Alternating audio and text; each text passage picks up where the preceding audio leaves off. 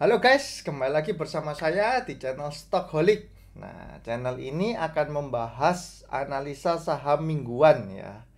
Dimana kira-kira apa yang akan terjadi di minggu depan dan kita akan menganalisa seminggu kemarin ada kejadian menarik apa.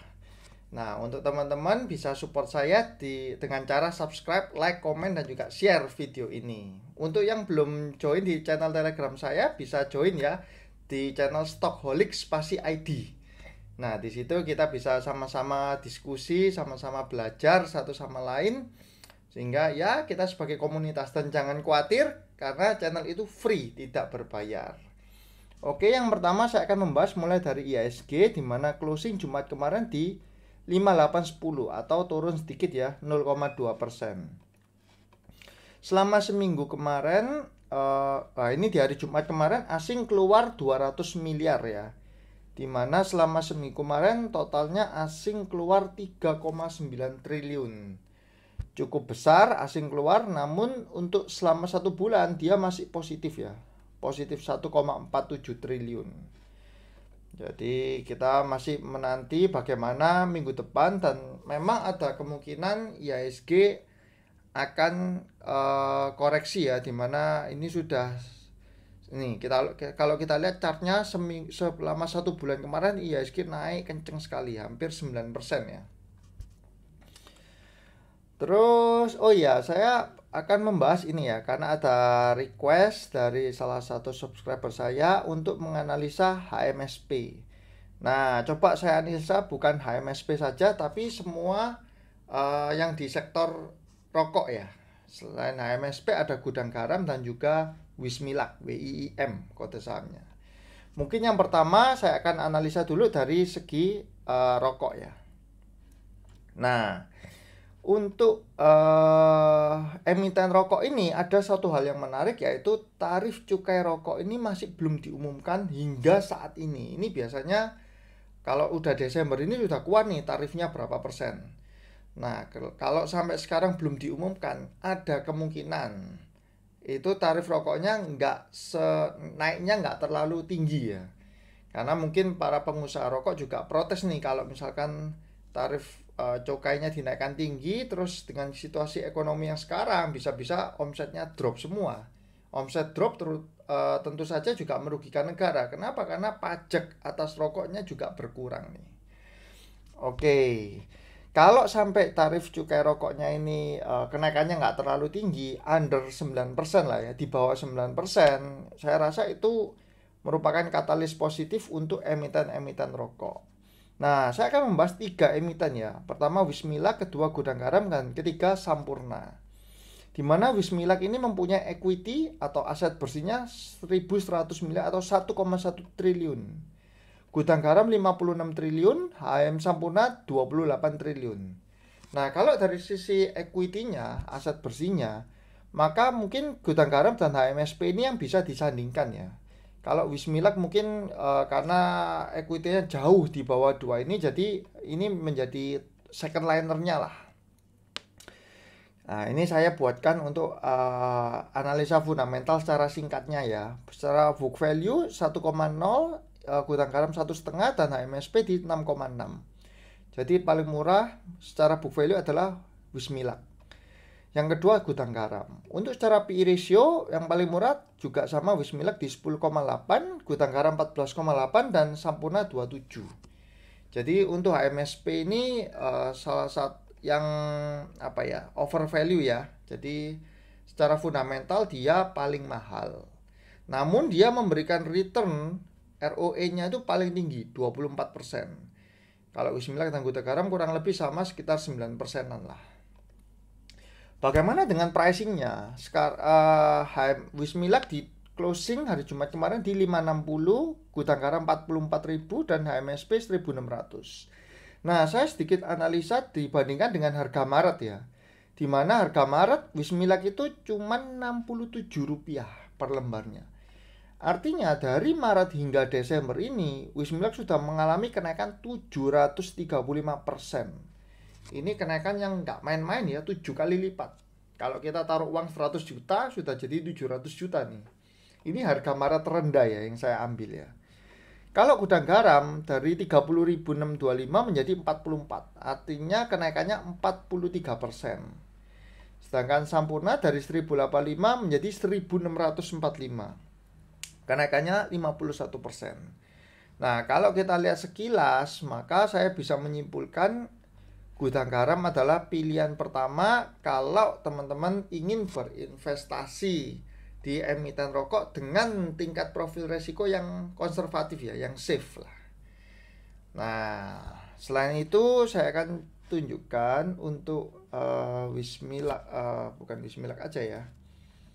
Mana lah ini. Untuk shareholder. Nah, kenapa kok bisa Wismilak itu naiknya tinggi banget? Nah, kita lihat shareholdernya ini dikuasai oleh keluarga. Ya, keluarganya Wismilak sendiri sih ya. Ini 7%, 14, 14,9, 9, 16, dan ini adalah keluarganya sendiri. Jadi kalau saham-saham seperti ini biasanya lebih mudah lah untuk mengangkat harga sahamnya. Kalau dibandingkan dengan misalnya kita lihat contohnya yang gudang garam ya. Gudang garam ini 69% atas nama PT-nya, PT Investama, dan ini ya Surya Mitra Kusuma 6%, berarti publiknya masih ada sekitar 27% ya. Dan juga karena market cap-nya gede banget, berarti porsi publiknya juga cukup besar nih di saham ini. Nah, atas hal itu untuk menaikkan harganya juga nggak semudah seperti Wismilak tadi. Bagaimana dengan Sampurna? Nah, Sampurna ini dia Philip Morris mempunyai 92,5%. Artinya kepemilikannya sangat-sangat tinggi ya. Masyarakat cuma 7,5%. Nah, jadi itulah mengapa kok bisa sih gudang garam dan HMSP, padahal secara equity gede gudang garam kan, tapi secara valuasi fundamental kok bisa HMSP ini di atasnya gudang garam.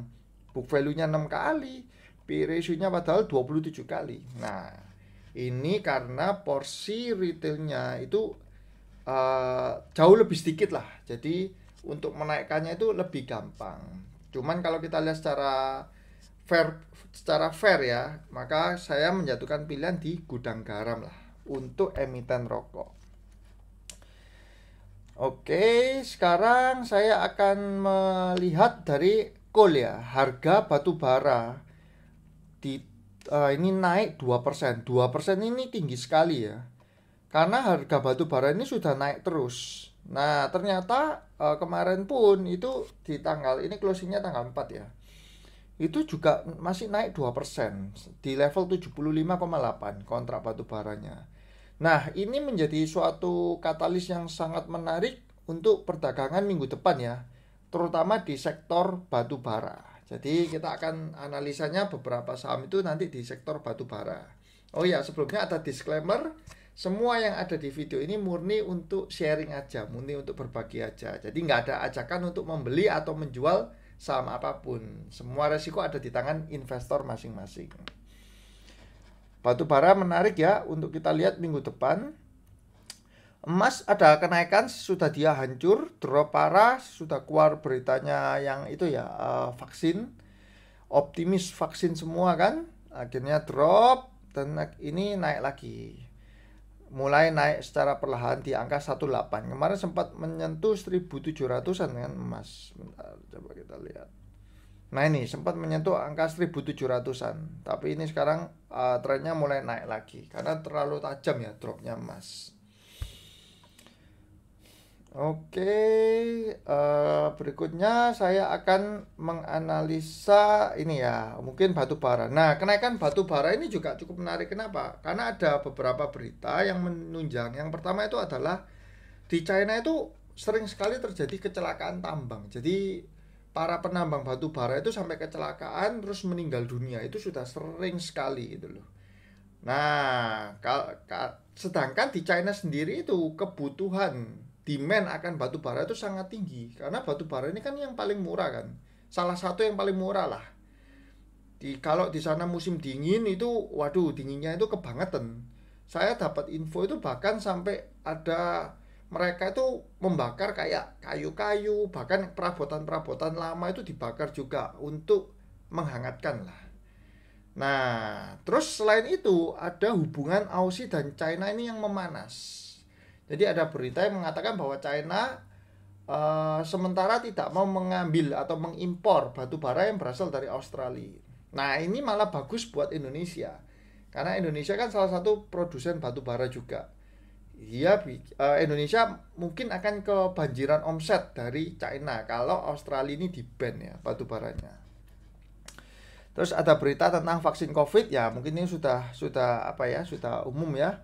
Udah digembor-gemborkan dari kapan hari. Ini juga yang membuat, salah satu yang membuat IRRA ini sampai AR kanan ya, dimana ini adalah salah satu perusahaan yang memproduksi jarum suntik. Kalau semua orang vaksin, seluruh penduduk Indonesia vaksin, maka kebutuhan jarum suntik ini kan pasti gede banget. Nah, omsetnya bisa meledak ini IRRA. Kalau nggak salah dia bersama dengan Inaf ya, yang ditunjuk untuk proyek yang menggunakan jarum suntiknya itu. Ini alasan dimana IRRA ini AR kanan.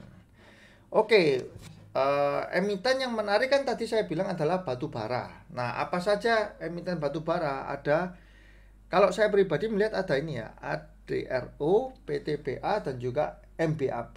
Nah, MBAP ini di channel Telegram saya sudah beberapa kali mention ya, dimana ini secara valuasi itu masih paling murah dibandingkan yang lainnya, walaupun mungkin secara equity jauh ya. Kalau ini equity-nya kan 2 triliun. Namun secara secara PE ratio-nya dia rendah sekali ya, di 8,95. Kalau ADRO ada di 28 dan PTBA ada di 16 kali. Nah, untuk MBAP ini ada di 8,9. Di hari Jumat kemarin ada kenaikan sebesar 4% ya. Kalau saya lihat dari volumenya, dari jumlah bid offernya, ini saham-saham yang kayak gini nih biasanya lebih gampang untuk diangkat. Cuman kalau kita mau masuk, hati-hati dengan volumenya ya. Karena ini ya, dia satu hari transaksi cuma 2,5 M. Kalau kita masukin 200 juta, 300 juta, pasti kebaca. Jadi hati-hati kalau mau masuk dengan saham-saham seperti ini. Walaupun potensi up-nya itu tinggi, kita harus masuknya jangan langsung bleng sekali tembak ya. Bisa-bisa dibanting lah. Nah, terus ada ADRO dan PTBA ini juga emiten batu bara yang sangat menarik. Dimana PTBA ini kan punya BUMN ya. Dia ada katalis positif di Mind ID, yaitu salah satu holding company yang nanti akan dengan, kalau nggak salah itu ada Antam, di dalamnya ada TINS, segala macam lah, yang untuk produksi baterai lithium. Nah, proyek untuk baterai lithium, kedepannya itu ada bagusnya di sana. Sedangkan ADRO itu adalah salah satu perusahaan batu bara yang paling kuat di Indonesia. Dia mempunyai keuangan secara fundamental yang sehat, dan jangan lupa nih, dia adalah Thohir ya, family-nya keluarga dari Thohir ya yang mempunyai. Dimana Erick Thohir adalah salah satu menteri BUMN. Jadi ya mungkin ya, saya nggak tahu ya, ada imbas positif lah ke emiten ADRO ini. Jadi kalau pilihan saya ada 3 ini ya, ADRO, PTBA, dan MBAP. Kemudian untuk emiten-emiten apa lagi yang menarik? Nah, saya sempat mention adalah BHIT. BHIT ini adalah punya MNC Group, di mana dia akan melakukan private placement ya. Kalau nggak salah tanggal 8 nanti. Bentar ya, coba saya cek apakah ada beritanya. Nah ini ya, pelaksanaan penanaman tanpa pamit pada tanggal 8 Desember. Nah, dengan nilai nominal 100 per saham. Sekarang harganya masih di angka 76. Nah, ini BHIT hati-hati juga karena volumenya nggak terlalu gede ya, cuma 6 M ya.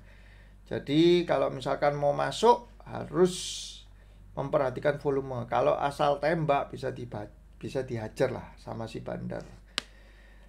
Ini juga saya pun melihat ini salah satu saham menarik untuk jangka pendek ya. Jadi kita melihat aja nanti hasil dari private placement-nya seperti apa. saya tidak berencana untuk hold jangka panjang di saham ini. Kemudian ada apa lagi ya? Bumi. Nah, Bumi kemarin di minggu lalu kan denyutnya kelihatannya kan bagus ya, naik. Nah, ternyata ini ya, habis dia naik tiba-tiba turun, terus naik, turun. Nah, ini memang saham roller coaster sih. Saham ini memang biasanya untuk kebangkitannya menunggu anak-anak perusahaan yang lainnya untuk bangkit semua. Nah, kalau saya lihat kemarin itu BRMS sebenarnya sudah cukup lama ya di level 60-an, energi sudah sampai 90-an, terus UNSP ini sudah 100 nih. Jadi sebenarnya anak-anak usaha dari Bakri Group ini sudah mulai bangkit ya. Kalau dulu kan gocap semua tuh, kebanyakan kan gocap. Sekarang udah mulai bangkit. Yang masih 50 adalah BNBR ini holdingnya ya. Sama ini ya. Nah, ini Dewa ini juga masih belum bangkit. Kalau Dewa ini bangkit, maka melengkapi kebangkitan grup usaha Bakri. Dan biasanya kalau itu terjadi, maka saham Buminya juga ikut naik. Ada lagi LT ya. Cuman LT ini kayaknya disuspend ini masih ya. Sempat reverse stock kan, yang membuat investor sampai marah-marah tuh, kena saham LT ini. Terus ada berita lah ini ya, Breeze, dimana ini saham juga ada sentimen yang merger itu sampai sekarang pun masih cukup menarik, walaupun harganya sudah 1460-an ya, hampir menyentuh 1500. Karena target price Breeze ini ada di angka 2000. Jadi saham ini cukup menarik untuk dikoleksi kalau ada koreksi ya.